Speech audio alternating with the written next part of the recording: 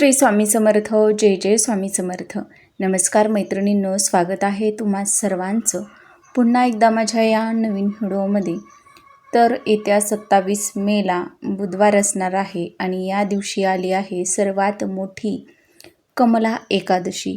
कारण की पवित्र असा अधिक मास सुरू झालेला आहे आणि या अधिक मासामधील ही पहिलीच कमला एकादशी असणार आहे. त्यामुळं या दिवसाचं महत्त्व हे आणखीनच वाढलेलं आहे. कारण की ही एकादशी जी आहे तर ती फक्त 3 वर्षातून एकदाच येत असते. संपूर्ण अधिक मास हा भगवान श्रीहरी विष्णूंना समर्पित असतो आणि ही एकादशी तिथीसुद्धा भगवान श्रीहरी विष्णूंना समर्पित असते. त्यामुळं हा अधिक मास जो आहे तर तो अतिशय पवित्र आणि शुभ असतो. या अधिक मासामध्ये दानधर्म, स्नान, त्यासोबतच बघा लेक जावयाला दान हे या अधिक मासात म्हणजेच धोंड्याच्या महिन्यात केलं जात असतं. हा महिना शुभकार्य करण्यासाठी वर्ज मानला जात असतो. परंतु या महिन्यामध्ये जप, तप, नामस्मरण हे जी कामं आहेत तर ती करण्यासाठी अतिशय शुभ आणि पवित्र मानला जात असतो. या महिन्यामध्ये आपण केलेली कोणती पण सेवा असेल, उपाय असेल तर त्याचं फळ हे आपल्याला नक्कीच प्राप्त होत असतं. आणि म्हणूनच या कमला एकादशीला इतकं महत्त्व आहे. आणि या दिवशी आपण भगवान श्रीहरी विष्णूंची पूजा करत असतो. तर या एकादशीच्या दिवशी बघा या वेळेत चुकूनही पूजा करू नका. व्रताचं अजिबात फळ मिळणार नाही. ही एकादशी 26 मेला असणार आहे की 27 मेला, या दिवशी उपवास कसा करावा, काय करू नये, काय करावं याविषयीची संपूर्ण माहिती आज आपण या व्हिडिओमध्ये पाहणार आहोत. त्यामुळं तुम्ही हा व्हिडिओ कुठेही स्किप न करता शेवटपर्यंत नक्की पहा. चला तर मग अशा नवीन सुंदर व्हिडिओला सुरुवात करूया. तर हा अधिक मास पूर्णपणे भगवान श्रीहरी विष्णूंना समर्पित असतो. आपल्याला या महिन्यामध्ये भगवान श्रीहरी विष्णूंची होता होईल एवढी सेवा, उपासना करायची असते. तर अधिक महिन्यात 27 मे वार असणार आहे बुधवार आणि या दिवशी येणारी एकादशी पद्मिनी एकादशी म्हणून देखील ओळखली जात असते. ही अत्यंत दुर्लभ एकादशी म्हणून ओळखली जाते कारण की ही 3 वर्षातून एकदा येत असते.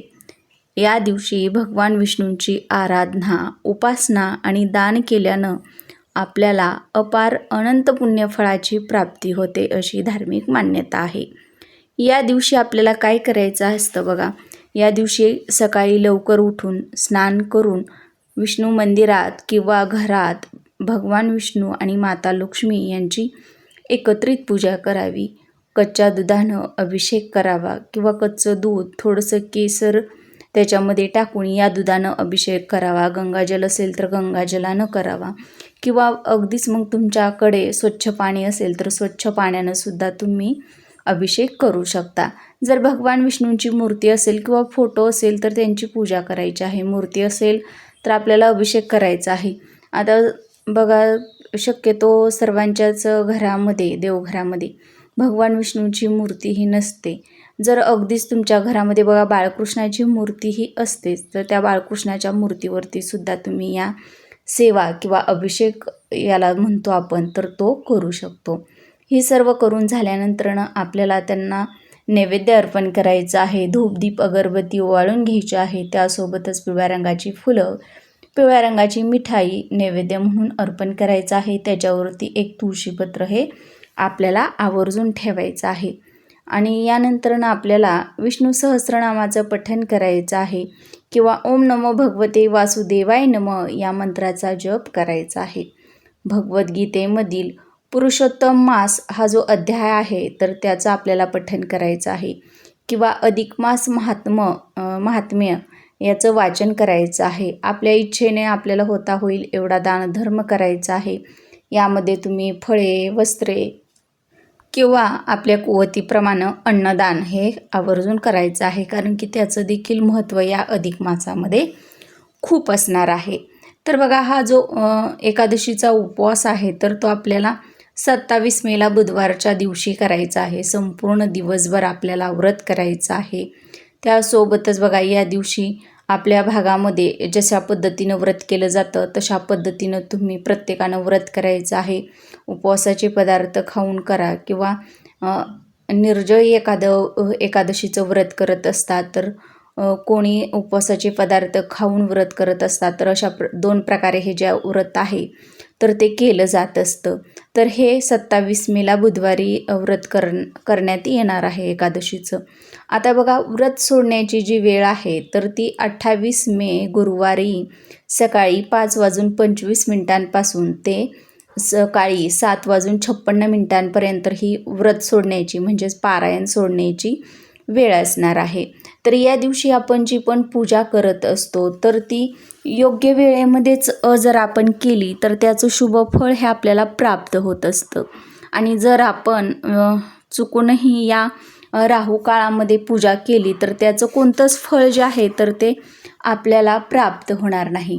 आणि म्हणूनच आपल्याला ही जी पूजा आहे तर ती बघा हा जो राहू काळ असणार आहे तर तो 27 मेला बुधवारी 12:43 ते दुपारी 2:23 हा राहू काळ असणार आहे.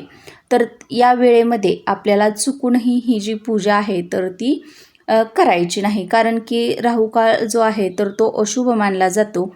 या राहू काळामध्ये पूजा पाठ किंवा इतर कोणतंही शुभकार्य जे आहे तर ते करणं वर्ज्य मानलं जात असतं. म्हणून या काळामध्ये आपल्याला ही जी पूजा आहे तर ती चुकूनही करायची नाही. आता या दिवशी काय करावं काय करू नये तर बघा या दिवशी आपल्याला लवकर उठून स्वच्छ स्नान करून भगवान विष्णूंचा अभिषेक करायचा आहे, विधिवत पूजा करायची आहे. त्यासोबतच या दिवशी आपण व्रत किंवा उपवास जो आहे तर तो करायचा आहे. आणि सांगितल्याप्रमाणे आपल्याला 28 मेला गुरुवारच्या दिवशी हे जे पारायण आहे तर ते सोडायचं आहे. आणि राहू काळामध्ये आपल्याला चुकूनही पूजा करायची नाही. त्यासोबतच बघा या दिवशी आपण एकमेकांचा अपमान करू नये किंवा मद्यसेवन करू नये. त्यासोबतच बघा या एकादशीच्या दिवशी तुळशीला जल अर्पण करू नये, तुळशीला स्पर्श करू नये. फक्त लांबूनच आपल्याला तुळशीची जी पूजा आहे तर ती करून घ्यायची आहे, कारण की या दिवशीसुद्धा तुळशीचं एकादशीचं व्रत असतं. आणि आपण जर जल अर्पण केलं तर त्या व्रतामध्ये खंड पडू शकतो आणि माता लक्ष्मी आपल्यावरती नाराज होऊ शकते. त्यामुळे आपण हे तुळशीपत्र तोडूसुद्धा नये. या दिवशी एकादशीच्या दिवशी तुळशीपत्र तोडलं जात नाही किंवा तुळशीला जल हे देखील अर्पण केलं जात नाही. तर हे जे काही नियम आहेत तर ते पाळून आपल्याला या कमला एकादशीचं व्रत करायचं आहे. या एकादशीला विशेष असं महत्त्व दिलं जातं, कारण की ही एकादशी अधिक महिन्यामध्ये म्हणजेच अधिक मासात येत असते. आणि ही एकादशी 3 वर्षातून एकदाच येत असल्यामुळं या एकादशीचं महत्त्व हे आणखीनच वाढलेलं असतं. आणि म्हणूनच आपण या ज्या काही चुका आहेत तर त्या चुकूनही या दिवशी करायच्या नाहीत किंवा या वेळेमध्ये आपल्याला चुकूनही पूजा करायची नाही. जर आपण या राहू काळात पूजा केली तर आपल्याला त्या पूजेचं कोणतंच फळ हे प्राप्त होणार नाही. आपण हे एकादशीचं व्रत करत नसलो किंवा घरामधील काही इतर व्यक्ती ज्या असतात तर ते एकादशीचं व्रत करत नसतील तरी देखील त्यांनी त्यांच्या जेवणामध्ये बघा कांदा लसूण जो आहे तर तो वर्ज्य करायचा आहे. भात जो आहे तर भात देखील आपल्याला या एकादशीच्या दिवशी वर्ज्य करायचा आहे. त्यासोबतच एकादशीचं व्रत करणाऱ्या व्यक्तींनी ते पारायण सोडताना देखील हे पदार्थ वर्ज्य करूनच हे एकादशीचं व्रत जे आहे तर ते सोडायचं आहे. तर आजची माहिती आवडल्यास व्हिडिओला लाईक करा, शेअर करा आणि चॅनलवर नवीन आला असाल किंवा पहिल्यांदाच चॅनलला भेट दिली असेल तर प्लीज चॅनलला सबस्क्राईब करा आणि असेच नवनवीन माहितीपूर्ण व्हिडिओ पाहत राहा.